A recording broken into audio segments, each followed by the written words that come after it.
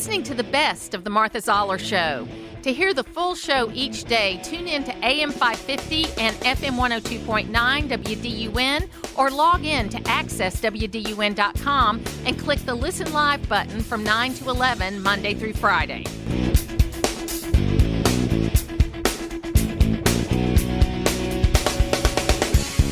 As we are doing in this new beautiful space that we've got here on the square is we're doing some in-depth interviews with newsmakers and movers and shakers, and we've talked to a number of people, and today we're going to talk to Bubba McDonald, who is the Public Service Commissioner.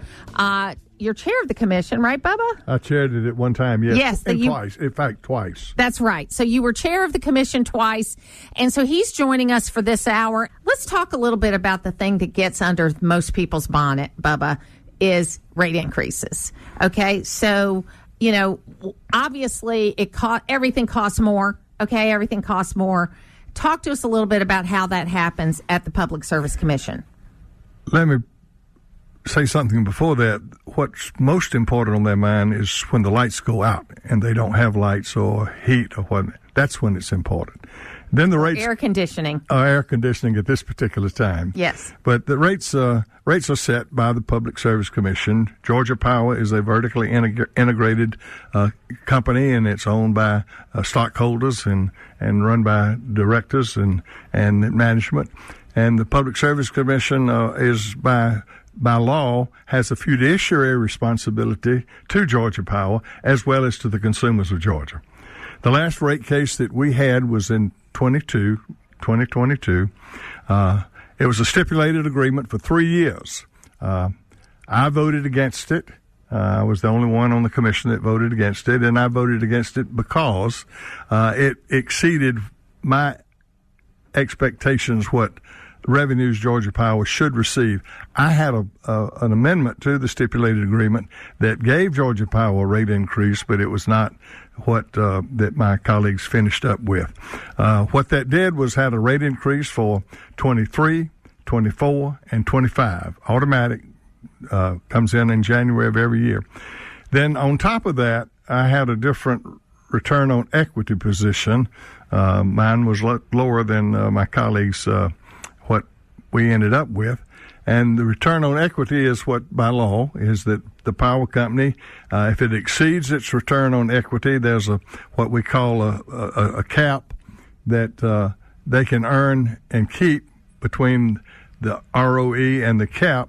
And anything above the cap that they earn, it goes split three ways. It goes back to the consumer part of it, back to the company part of it, and back to accelerated depreciation, which is in the favor of the consumer. Anyway, so those parts, my position that I had was several $100 million cheaper than what we're in right now. So you have that automatic rate increase out of that 22 stipulation. Then you had Unit 3 and Unit 4 coming online. By law, by statute, not by authority of the Public Service Commission, when those units came online, they go into the rate base. Unit 3 came in last year. It went in the rate base. Unit 4 came in. It went in the rate base. Then you have what you call the NCCR, which was financing the plants 3 and 4. It was put into place in 2010 when Sonny Perdue was governor of Georgia. And that's to pay the interest cost on the construction cost. And when it ended in March of this year, it went away. And of course, you're not paying interest on the construction cost. But it was done because when I voted in 2009, the project was be $4.7 billion and come online in 16 and 17. Well, it was capped out by the Public Service Commission at $7.3 billion for Georgia Power's part. And, of course, when it came online in 23, just now, basically. 23 and 24. Yes. So, but those hurdles that I talked about earlier about Westinghouse going bankrupt and those kind of things, the COVID came into place. And when you've got 6,000 to 8,000 employees and you have to do a safety check on them every day when they come to work because of COVID, it was expensive for them. And so then you've got the federal requirements, the EPA requirements that Commission has no authority on. But the the NCCR was adopted by the legislature in 2010, and I think and felt like sure that they were under the direction that it would finish in 16 and 17. Had no idea that it would be this long. And so tell people what NCCR is. That's the nuclear construction capital cost. Got it. Now, okay, so Georgia Power is who comes to you for rate increases, right? How does that affect the EMCs, or does it? We do not rate regulate EMCs. Okay, so they have relationships with Georgia Power, right? I mean, I don't mean that they report or anything, but they'll look and say rates are going up there. But because they're EMCs, they run differently, right? Well, in the 1973 Territorial Rates Act, the EMCs have their territory. Georgia Power has its territory. Got it. And Municipal Electric Authority has its territories. And Dalton, and also in the northwest corner of Georgia, the utility up there is owned by TVA. Right. Yeah, there's a little sliver of Georgia that's got TVA involved. Right. That's right. When I worked for Senator Perdue, I got to go to a lot of TVA meetings because of that little bit of overlap and learned a lot about TVA, which was very exciting. You know, when Zell was governor, one of his big things was there was not a Georgia person on the board of directors of the Tennessee Valley Authority, and Zell pushed that pretty strongly. Well, they should be. Yeah, right, because it's part of Georgia. It's part of Georgia. Okay, we got a question that came in from someone. They didn't put their name on it, but it's still a good question. Said, our electric bill went up 70% from last month, and I read that there's a 12% increase for 3 years for Plant Vogtle overrun. Why did it go up 70%? I filed a complaint with the Service Commission last month in June, and still no response. Number one, of course, if you looked at the number of kilowatts that you use compared to the year before, compared to even February and March, it makes a big difference. The actual rate of Georgia Power, those rate increases that I just discussed about the 3 years, January, and January. There'll be another one coming up in 25 that's automatic out of that stipulated agreement. Is that 12%? The increase, is it 12%? Well, the total increase would be... When you talked about that, plus the nuclear projects coming online, it would exceed that, yes. Yes, okay. But that's total, not 12% a year. That is correct. Total amount. Okay, good, because I think that's what they were thinking there. I don't know, if you are complaining about your power bill, I think you would start with Georgia Power, not with the Public Service Commission, and then you could complain with the Public Service Commission. How does that work? Well, we have a consumer affairs portion of the commission, and we try to handle cases that happen.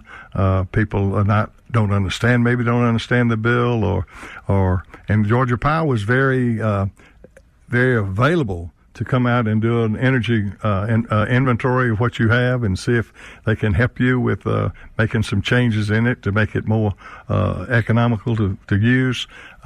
It's how we use what we have. You know, if you want to run your dryer at 4 o'clock and 5 o'clock and 6 o'clock in the afternoon, you're going to pay more. Yeah. If you want to run it at 10, 11 o'clock or 4 o'clock in the morning, you're going to pay less. Yes. And the type, because it's like everything else, supply and demand is part of all of it. And you have, like in Lake Oconee, you know, we produce power, one of our hydros, we produce power during the day, and then at night we pump back out into the lake for use later. And Georgia doesn't have many hydro plants at all, but that's why we are very low, because we don't have the water like the state of Washington does, somewhere like that. We've done well with solar. I presented solar to Georgia Power in 2013, 2014. First 525 megawatts they had. Today we're about 5th in the nation in solar development with no upward pressure on the rate pay and no state subsidies. There have been local subsidies, but no state subsidies. You know, we got another text message from the same guy about the 70% rate increase. The rate was not increased 70%.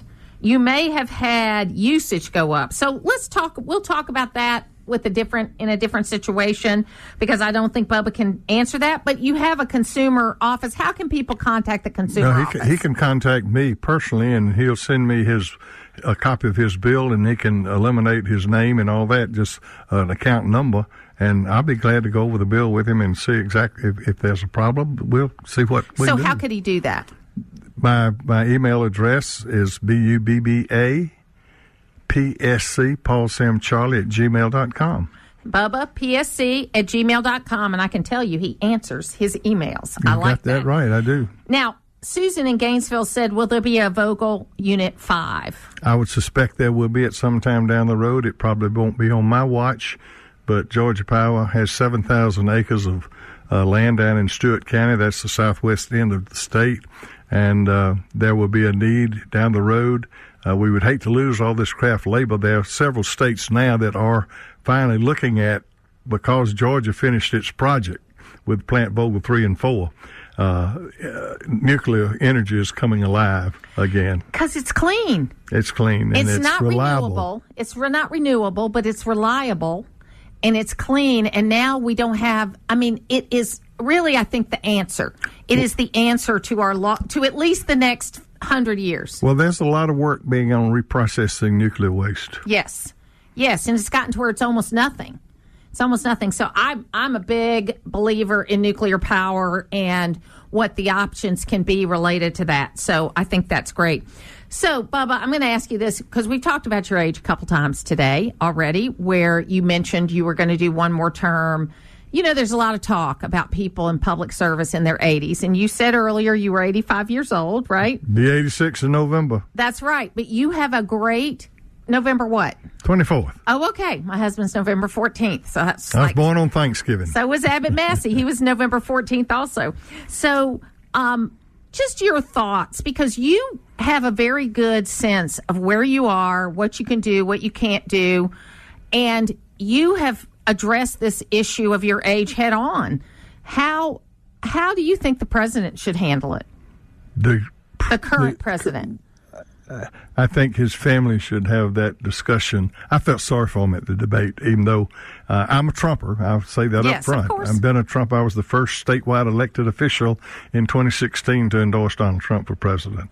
And I'm still with him just as much. But I felt sorry for President. But he is our president, whether we like it or don't like it. You know, he is our president. But we don't know who's running the government right now. And his family should be the closest ones to him, too. That's why I've let my wife be the power of attorney, because if I get where I'm more grumpy than I am right now at the Public Service Commission, she can pull the plug. And tell you not to go in anymore. But see, it's an understanding. He did this interview on Friday night to where he made it sound like he didn't think there was any difference in his performance than there was 5 years ago. And there is no way you can look at a Joe Biden 5 years ago and Joe Biden today. And unfortunately, I just dealt with dementia with my mother-in-law. She was 92. Yeah, you have good days and bad days, but it doesn't get better. If you have that trajectory, it doesn't get better. Some people have it worse than others. Well, Martha, it's like I told you a while ago that I quit flying April a year ago, sold my plane because neuropathy in my feet, my plane required a lot of rudder activity. I made that decision. Yes, you made that decision. And you still sit here, you have command, you have a couple of notes. All right, you have a couple of little notes, but basically you're doing this because you know what you're talking about. Well, you don't need cards on everything. No.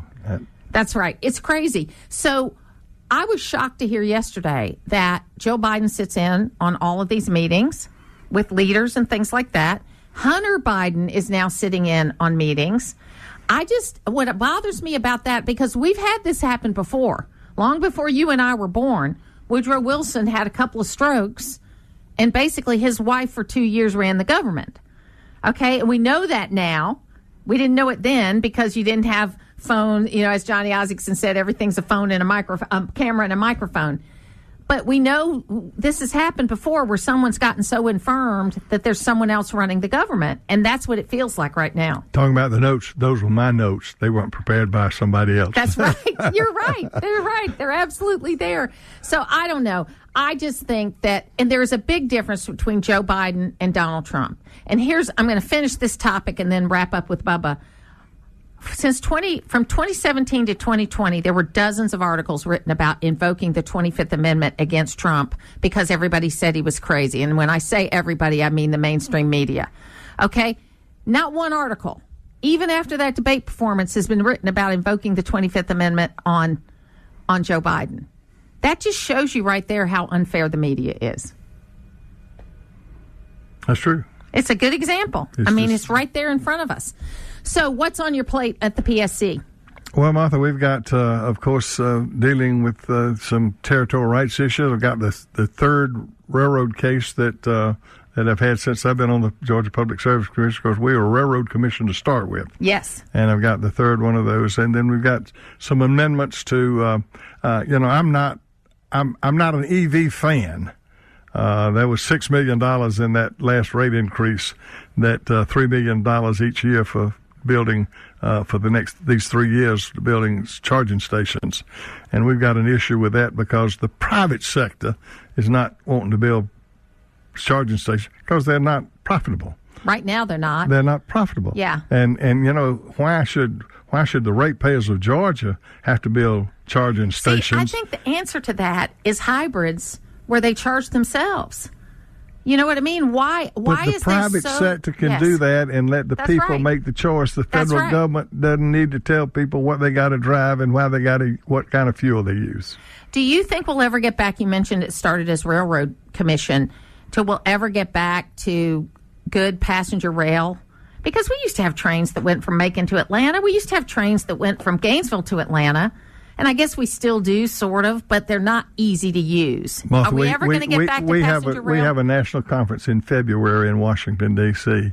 And for many years, my wife and I would catch the train in Toccoa, Georgia at 9 o'clock at night and get off the train in Washington, D.C. at 8 o'clock the next morning. And that's the way I went to Washington to my conference up there. Unfortunately, Amtrak is, in my opinion, the quality of the train is down, and we just don't elect to do that because of safety. So the answer is no. You don't think we'll ever go back to where we had trains? And I'd love to see the Nancy Hank between Atlanta and Savannah and something like that, It would be And, of good. course, they talked about Charlotte and Atlanta and all that, but I don't have that in my your crystal ball. So how can people get in touch with you, Bubba, if they have an issue? Well, through email or call my office, 678-480. I don't even call my office number that much, 4260. And and my personal cell phone number. I have a personal cell phone, 678-480-2234. And it's my personal cell. It's not a state-issued telephone. Yeah, I've kept mine, too, and my number's been out there, 770-503-6738. I drive my car. I don't drive a state car. I could, right. but I don't. So you're not doing it for the money, Bubba? I get zero retirement from the Public Service Commission. Really? Zero, even though I've been on it now 21 years. So you just chose not to take it? No, you can't retire twice in Georgia. I spent 20 years in the state legislature. Got it. And I took a little legislative retirement when I became of age to do that. And so my time, when Zell Miller appointed me in 1998 to fill an unexpired term on the commission, in fact, even that little state retirement that I get ends after 6 months, because if you work over 180 days, you can't draw that other retirement. So I don't get but half of that retirement. So what drives you, Bubba? Commission. I mean, your energy level's so high. What drives you? People. I love it. Love Georgia. Made a commitment in 1968 that things were happening in my county, in Jackson County, that wasn't representative of the quality of people there. I said, I'm going to make a difference. And I did. Good for you. Thank you so much for being with me today. And he has a beautiful voice. He is a singer. I've heard him sing many times. And I'm singing at church on April 4th, so I'm looking forward to following in your footsteps a little bit. Good. All right. Thank you for being with me today. Thank you, Martha. Great work you do. It's where North Georgia comes to talk. It's the Martha Zoller Show on AM 550 and FM 102.9 WDUN. It's a big day. Janelle King is here with me. That's why it's a big day. We miss Kelvin, but I'm glad it's the girls. Yes, it's just us ladies. That's right. Yeah, Kelvin's recovering a little bit from Alaska. He had to go into the office today. We we had a good vacation. And when we got back, he had to head straight to Kentucky to our other office. And so he was like, I gotta have some time in Georgia. But he wished he was here. I know, but that's all right. We'll have a little girl talk anyway. Yes. So tell us what's going on with you. You're on the state election board. I am. We just had our first meeting, which was very interesting. I enjoy it because I had an opportunity now to read through these petitions. So we got the book, and while we were on vacation, I was reading these petitions and making notes and asking myself petitions questions. Of people wanting to remove people from voter lists. What is no. it? So all kinds of that petitions. may be. Yeah, there are all kinds of petitions. There's anyone can file a petition for a rule change, and so these were what we were thinking about. I was reading through petitions that are specifically in relation to rule changes, and I don't know. Like when I was reading through it, I had a lot of questions, and so I went to the board meeting, and it was a little fiery, but I think we got some good stuff done. So, are you going to the convention next week? I'm not. You're not. I'm not. Yeah. Now, can you talk politics? I can. Now, okay. So, I want to ask you this question, and this is like totally out of left field, but not left wing. So that's good. All right. So I was listening to President Trump this morning, and he was talking. They were asking him, is he going to invite Nikki Haley to the convention? And he was like, well, I don't know. There's a lot of water under the bridge, blah, blah, blah, blah, blah. Now, she has endorsed him. Mm-hmm. She has told her delegates to vote for him. Right. Okay. In 2016, and I don't want to say that, I'm not going to say there's sexism here, but just listen to me here. In 2016, Ted Cruz had 400 delegates he did not release before the convention. Okay. Kasich had delegates. Rubio had delegates. And they went through the first ballot. He did win in the first ballot. Yeah. Okay. But he also invited Cruz to speak. And if you remember that speech, he did not endorse Donald Trump in that speech. Right. Okay. So he allowed Rubio and Cruz to speak at the last convention, but he doesn't know if he's going to invite Nikki Haley, who has endorsed him and has said release the delegates ahead of time. I know. I don't understand this at all. I think it's a terrible move. The Nikki Haley voters are the voters that he has to win over. I've talked to several Republicans who have said, I am still conflicted around what am I going to do in November. And so I believe that showing that united front is what needs to be said. It needs to be seen. You have Nikki Haley saying that she's going to she endorsed them. She's asking her delegates to support him. However, not having her there, but we're going to hear from Amber Rose. I mean, it's just kind of like, is this what woman representation do we want to display as Republicans? And then how do we show unity if we're saying, yeah, we'll accept your delegates, but we won't accept you? That is a problem. Well, and the other thing is, she dropped out, I think, in March, 1st of March, something like that. In every single primary after that, even the ones that, the next primaries, there was already early voting in. So the fact she got 20% was not that big of a deal. But all the way until June, she was getting between 12 and 24% of the vote in a Republican primary, even in closed primaries. Right. So there's a big protest vote out there. Yes. And there's been very little, from my view, because I'm one of those voters. I'll admit it. I voted for Nikki Haley. Yeah. I am... I'm not voting for Joe Biden. Right. I'm probably going to vote for Donald Trump, but I'm a little conflicted about it. Yeah. Okay. And I think that he needs, and I knew he wasn't going to pick Nikki Haley to be the VP. He should have. Plenty of first and seconds have run together. And I think he should have picked her because the way she talked about the abortion issue is the way we need to talk about it. Absolutely. And I'm glad you brought that up because our article recently came out where there are a lot of people that are the pro-life movement that are not happy with how President Trump is approaching this topic. And I think he needs that reinforcement. He needs Nikki to get on there and say, this is what I was saying. This is what people were happy about. This is how we all can connect. But pushing her back and putting her to the side, I just don't think it's going to be a good move in the long run. I too was one of those voters who didn't support Trump in the primary. And it wasn't because I felt like he wasn't going to be the nominee. It was because I enjoy the primary process. I think the primary process is so that we can go in there and look and see who we want to support, who do we like, who do we not like, who do we think could be a better job, who do we think can win, and then you issue your vote. Well, primaries, you vote your conscience. Exactly. And then you vote your party in the general election. Exactly. Because you have now you're down to two options, right? So, but that being said, there's just a lot of people that are not as open to doing that, to flipping and saying, I'm just going to vote the party, even though I'm not a fan of the person. I think they ultimately will come back. It's just like, even though I think President Trump will get a much bigger share of the African American vote, I don't think it's going to be 30%. No. I think there will be a certain number of folks, because the tribal thing is very strong. Mm-hmm. That if you voted Republican or Democrat, and I'm not talking about color when I say tribal, I'm talking about the group you belong to. Right. If you voted Republican twice, it's really hard for you to change. If you voted Democrat twice, it's really hard for you to change. And so I think a lot of those folks, but it's going to be a higher number. Kind of like the way Bush did with Latinos in 2004. He got like 45% of the Latino vote, and that was why he went over the top. I felt like it was going to be much higher. I was thinking maybe 19%. But now I'm kind of feeling like it may be like 15. And let me tell you why. I was in my hair salon, and that's where all the good information goes. The good information. And white or black women. Right. That's where you find out all the important stuff. Okay. It's the spot, right? Yes. So we were talking, and I happen to go to a predominantly black hair salon, and I'm not normally I'm the lone Republican, but there was a woman there who said, and no one in there knew I was Republican. She assumed I was a Democrat because we're all black women. And she just said, have y'all read the Project 25?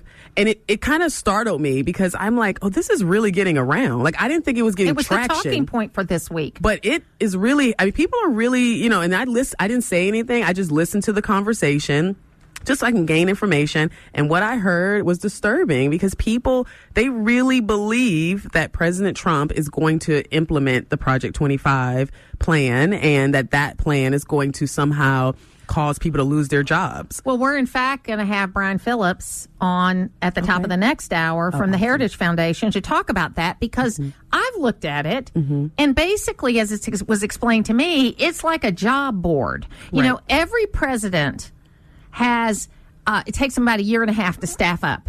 Well, this president's only going to be, if I think Trump's going to win, is only going to have 4 years, so he can't take a year and a half to staff up. Right. Okay, so what they were trying to do was go ahead and get people vetted. But is anybody surprised that a president, Democrat or Republican, wants to employ people who think like they do? I don't think anyone's surprised, but I do think that there are people who are working there now who has worked through several administrations who feel like, are they going to pull my voting record? Am I going to lose my job? And while we're in inflation and cost is high. So it's all about messaging. And they have to message that better. It's compounded with the, straight free market person says in my brain, if only 10% of federal workers are coming in every day right now, maybe there's a bunch we could cut. So cutting federal workers doesn't mean that you're trying to put somebody out of work, but it is tax dollars, and that's the challenge, right? Yeah, it is. And then if we cut them, tax dollars, our unemployment rates is going to skyrocket, and it's going to be a trickle down effect that may trigger a huge recession. That's right. But Trump can handle it, I guess. But he's at least talking about spending this time, which he didn't last time. Right. At least. Because you and I first met about the fair tax. Yes. Many years ago. And so we're all about that. Now, we got a question that's more of a voting question. Okay. We just moved from Georgia to Oklahoma. What do we do to get our names off the Georgia voting list? Oh, boy. That's tricky. Are they just moved from Georgia to Oklahoma? There's a huge process. I don't know verbatim. I don't want to list the steps, but I will say register in Oklahoma. Well, go ahead and register in Oklahoma, right? And then, because they're living in Oklahoma now, they're residents of Oklahoma. Can register there. And then they need to notify the voting office where they're in their county. Right, but they have to come in person. Like, there has to be either them or someone from the household has to come in person. Yeah, so that's what I mean. I didn't want to get too detailed into it because there's a couple of steps. But I would say contact her. You need to contact your county election board and tell them that you have moved and you want to be removed from the voter rolls, and then they'll give you the steps. But that is something I'm actually looking at because I think that process is a little complicated. Now, have you all talked about, Eric, the process where states communicate with each other. Okay, so I know there are people on our side that think it's terrible. Yeah. Okay, but I've looked at it and I'm thinking this makes a lot of sense that you have states cooperating with each other when people move to keep their voting rolls clean. What's the problem there? I think the challenge is that from what I've heard is that it's not accurate. So even though that the process is good and the process is in place, the results are not as accurate. Okay. So what I'm thinking is we have to clean that up, number one. But then number two, I like the idea of all the states coordinating, and I hope there is a process in place where we can just, okay, you're here, you registered here, so now we're going to drop you off here. That would make sense, right? That would be simple. Right now, the U.S. pier there is set to be permanently removed, as you know, as the UN says famine is spreading after at least 3 more children died of malnutrition. Why has the U.S. failed, at least so far, to get more humanitarian aid, desperately needed humanitarian aid, food, water, medicine, into Gaza? Well, again, with respect, Wolf, I think I would dispute the premise there that we haven't failed. It is the Martha Zoller Show, and that's, of course, that dock we were building for Gaza. They're having to dismantle it because it never worked. And really, honestly, you don't know if any of the numbers coming out of there. Certainly, Gaza is a terrible situation, and but what I wear a Star of David with a cross in it. I have 3 of them that I wear, one of them every day until the hostages come home, because we got to remember why this war started, and that I don't understand, and I cannot get my head around why the Palestinians are not uniting with the Israelis to get rid of Hamas, because Hamas doesn't care about them. It is the Martha Zoller Show. Janelle King's here with me. I mean, really, Hamas doesn't care about them. Not at all. Not at all. I don't understand it either. I keep saying this over and over again, that the challenge that we're having right now is this moral equivalency. It's like we're saying, well, even though Hamas started it, it's not fair that Israel finishes it. Yeah. And I'm just like, no, that's not how it works. Unfortunately, look, war is not something we should be praising. It's not something we should be excited about. We shouldn't be like, go get them and all that. We should be sad. Like, war is a time of sadness because, there's a lot of casualties and, people are going to pass away. However, when you look at what happened on October 7th, people were literally making breakfast, and then within the next 5 minutes, they were killed. So I think we have to put this in context, and the way we do that is by continuing to enforce that there is not a moral equivalency. And where are the women's groups? Right. Where are the Me Too movement? Yes. If you have watched Screams Before Silence, which is the Sheryl Sandberg documentary that she did specifically on what happened to women, the sexual assault on women during the October 7th attack, and murdered, and what they did to their bodies afterwards. It is disgusting and unbelievable, and it's available on YouTube. It's on Netflix, but she made it available on YouTube so anybody could watch it. Sheryl Sandberg, is the lean-in woman. She's the one that headed up Facebook. She's a billionaire in her own right. She's a liberal. Okay, that's big time. Yeah. And she said in an interview that she is so worried about where we're going in the United States with anti-Semitism that she actually asked a friend of hers, would you hide me if it got to that point? Wow. Would you hide me if it got to that point? No group of people should feel that way. And where are the women's groups standing up and saying this behavior is unacceptable? I agree 100%. I want to know where are the women's groups. I want to know where are the LGBTQ groups, because when I see LGBTQ people or members of the LGBTQ community standing outside marching on behalf of the Palestinians and what they say, but it's really on behalf of Hamas, I get confused, because I'm like, you do realize that they throw you off of buildings in their country. This is to me such a gross misunderstanding of what we're dealing with and who we're dealing with. We have a lot of young people who were not born when 9/11 happened. We have a lot of young people who was in kindergarten, and these are the people that are making decisions and are running things now and starting to become a little more active. And so when you consider that, they have no idea what attacks look like, what it it feels like. I don't think they believe that America can be attacked or that we would be under attack. And for some reason, I'm like, you do realize that once you leave this country, you're not black, you're not white, you're not LGBTQ, you're an American. When you step in that country, they don't look at you and say, oh, you're a black person or oh, you're a white person. No, you're an American. And if they don't like Americans, that means you too. So I really think that they have to look at this from a broader perspective. Well, and the thing that keeps me up at night right now is that our border has been lost. It is so insecure. We've got so many illegal immigrants coming in here, 1 million a year gotaways, 2.5 million that they, quote, know of. And most of them are military-age men. Now, in fairness, most of the time when you have people crossing the border for work, it is men. Okay, right. So in fairness to that. Yeah. But still, military-age men from countries that don't like us. And what my biggest fear is that there's going to be a Hamas-style attack on a neighborhood in America. Yeah. And it could happen. And the FBI has said that's what their biggest concern is. Right. When you have to start, putting security around synagogues and locking down synagogues, that's a concern. And the reason why, it's not because people have a difference of opinion. It's okay to have a difference of opinion. That's not the issue. The issue is when you start protesting in American streets on behalf of Hamas. And when you start saying things like, oh, you wait, or just you see, that, and you start taunting and threatening, that's when it becomes a problem. Yeah, that's not a peaceful protest. That's not when a peaceful you're threatening protest. somebody or spitting on them or hitting them or not allowing them to pass. Right.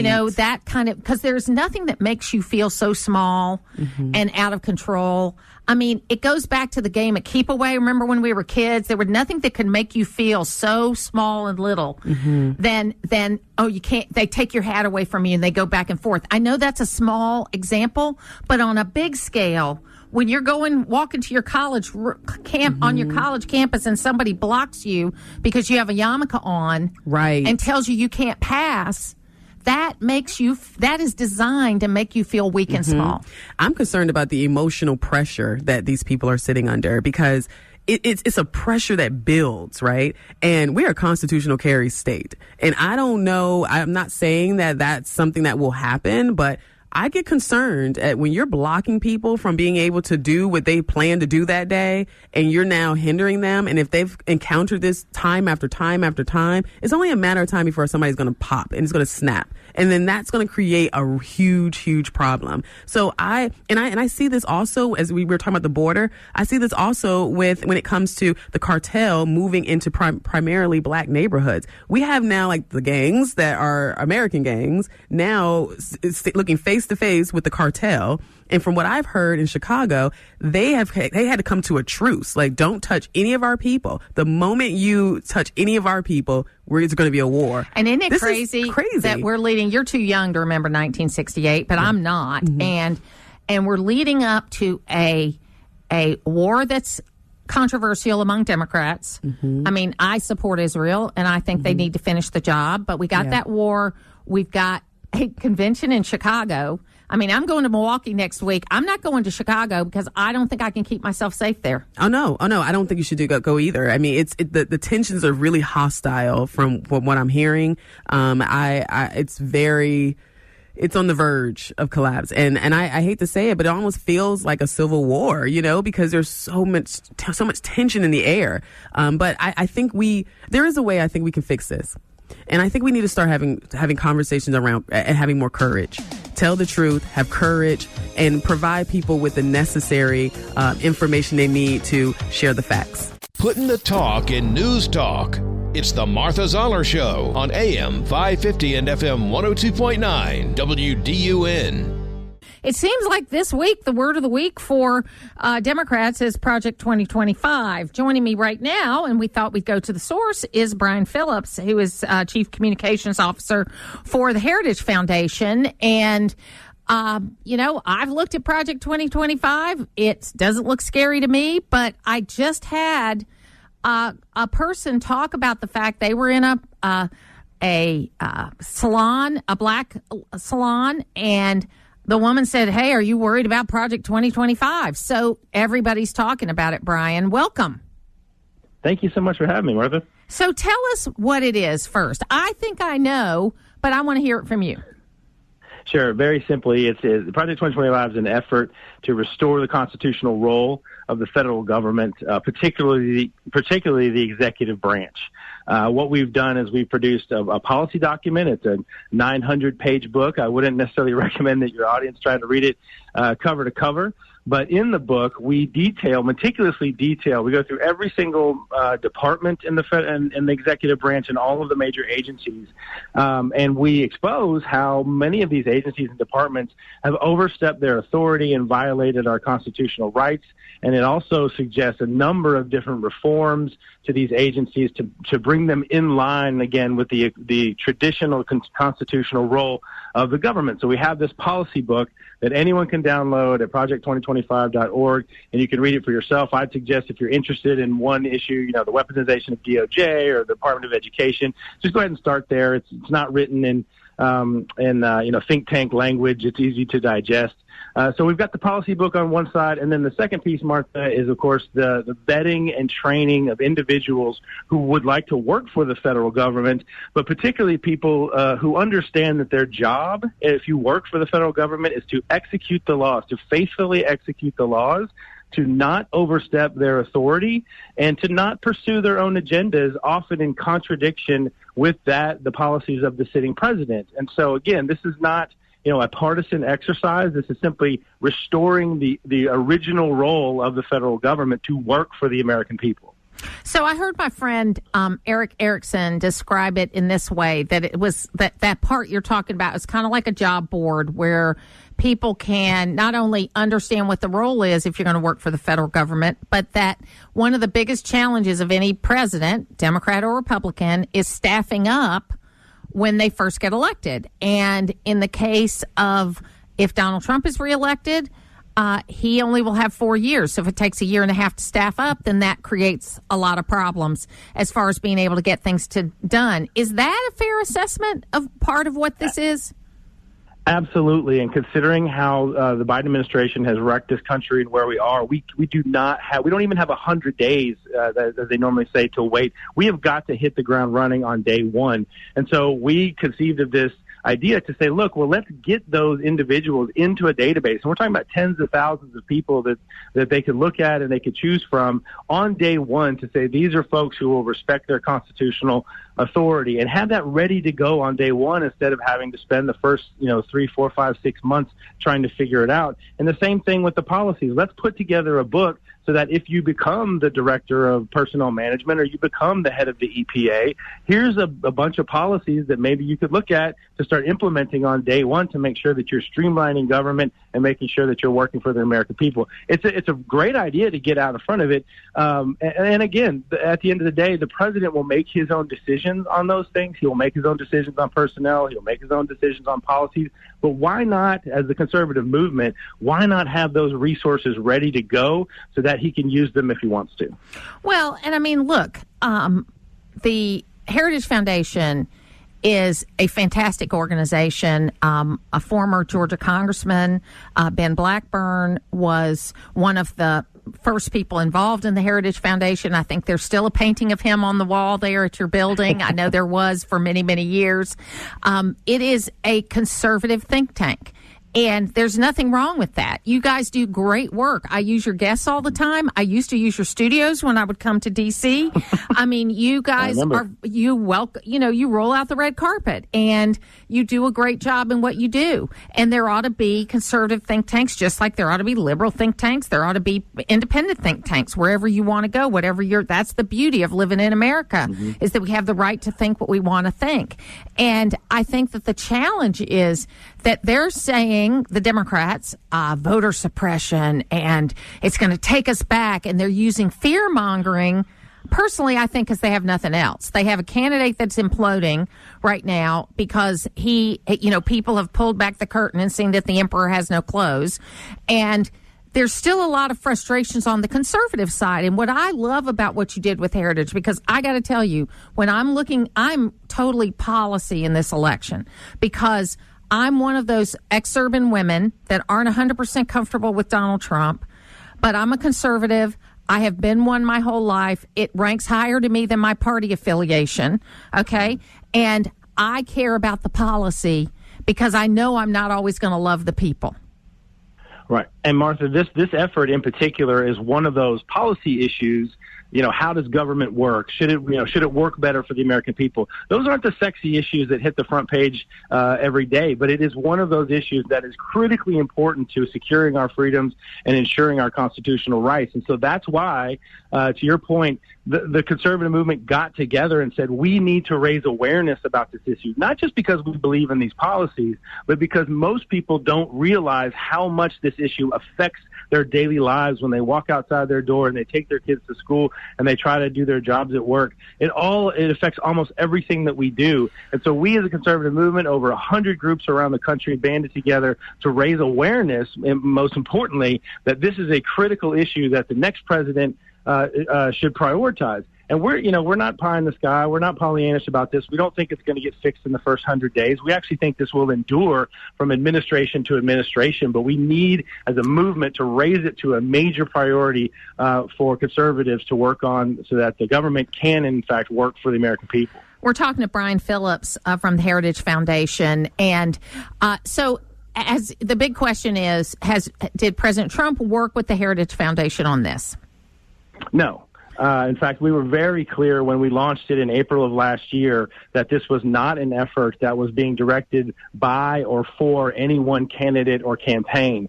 As a matter of fact, the media accused us of working behind the scenes with Ron DeSantis at the time. And we made very clear that this was not for any one candidate or campaign. If it was DeSantis or Nikki Haley or Donald Trump, we wanted the next conservative president to be prepared to use this. So absolutely not. And I even think the liberal media, I think the USA Today came out with a fact check yesterday, even supporting that contention. So, when you've lost the liberal media on that narrative, then you're wrong.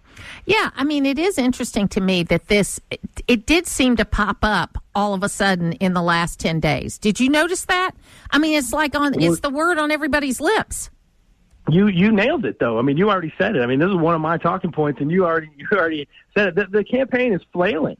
The campaign is absolutely flailing, probably having one of the worst 2 weeks in any presidential campaign history, certainly anything that I've seen in my lifetime. They're flailing. They literally tried to put the candidate of the opposition party in jail and failed at that. I mean, these guys are throwing everything they can at the wall. Donald Trump is a 99.9% name ID. There's nothing that they can do to change people's opinions about him, and so they're just looking for another boogeyman. And absent the Koch brothers or whatever else that they try to bring up, they're now bringing up Project 2025. And frankly, it's actually done wonders for us, because we were trying. Again, this whole effort was to try to bring awareness to this issue that affects Americans. And they've done a fantastic job at allowing us to highlight all the problems with the federal government. So we couldn't thank MSNBC enough and the president for bringing it to the forefront. I know. Well, I tell you what, I have not read the whole thing. I have read the executive summary, and I have looked at a number of things related to it, but I'm going to look at, because for me, it's debt and deficit and fiscal responsibility. And that's what those are my big focus, along with immigration reform. And so I'll be looking at all of that. But folks, you can help the Heritage Foundation. And, I don't often get out there and tell you to give your money or where to give your money, but I give money on a monthly basis to the Heritage Foundation. I am a very small donor, but I do it on a monthly basis because I believe in the work that they do, because they are unabashedly conservative, but not partisan, if that makes sense to you that are listening. You're sure they are going to more likely like Republican presidents, but they want conservative policies, and they're really truthful about it. And that's what I love about them, and that's why I've supported them all these years. Well, thank you. I'm sure they appreciate that. And, look, as far as the book goes, again, I would encourage your readers to not be afraid. Yes, it's 900 pages, but like you, Martha, you have certain policies that you really, really care about. And we've got literally every single department, every single major agency. Just go skip to those pages and find out what, the things that you're interested in. A lot of your audience might, be on the Fed, the Federal Reserve side of things. I'm sure you hear about that a lot. We do. And there's chapters about that. So just go through, skip around, and actually read the book for yourself. Don't feel like you have to take it to the beach this summer. And you employ my good friend Hans von Spakovsky, who used to be on the Fulton County Election Board. That's where I first met Hans about 30 years ago when I started doing this. So it's all good things come around, don't they? It's great. Absolutely. Brian Phillips, absolutely. Heritage Foundation. If you want to know more, go to heritage.org. Thank you so much for being with us today. Thank you, Martha.